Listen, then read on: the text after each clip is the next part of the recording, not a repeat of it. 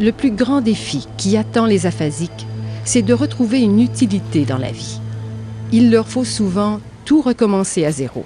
Les mots sont effacés de la mémoire, les chiffres s'embrouillent. La parole ne suit plus la pensée. Ce qui était acquis ne tient plus. Quand j'ai fait l'ACV, j'étais en auto. Je conduisais ma voiture. Puis quand je suis arrivée à destination, ça m'a pris 5 minutes de réussir à enlever la clé dans l'ignition. Je me suis dit, voyons, il se passe quelque chose là. Je savais que je faisais des choses pas normales. Je sentais.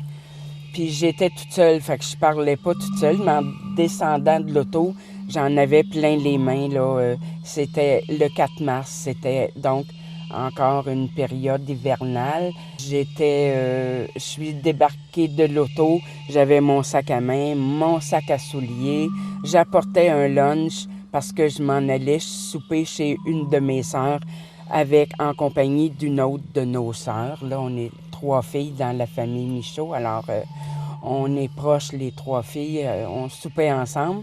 Puis quand je suis entrée dans la maison chez Céline, ma grande sœur chez qui je m'en allais, je parlais bizarrement. La parole, c'est un gros challenge. Excusez le français, mais pour moi, ça a été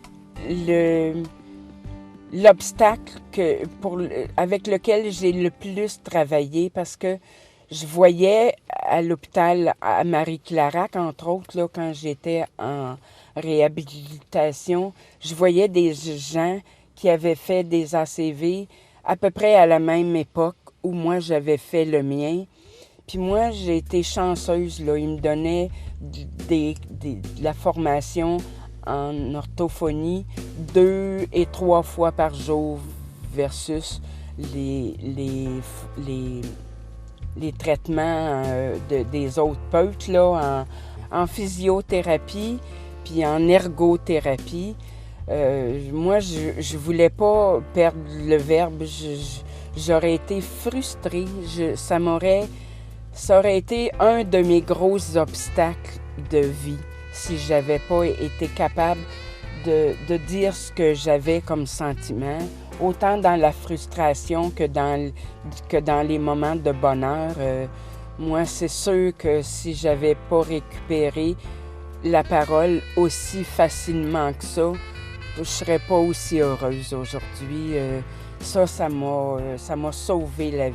J'ai toujours 2 petits-fils qui sont les petits-fils les plus merveilleux de la Terre.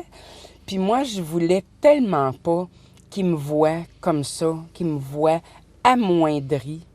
L'orgueil, hein? J'avais fait un ACV, mais j'avais pas perdu l'orgueil utile ou inutile que ça exige de vivre notre quotidien.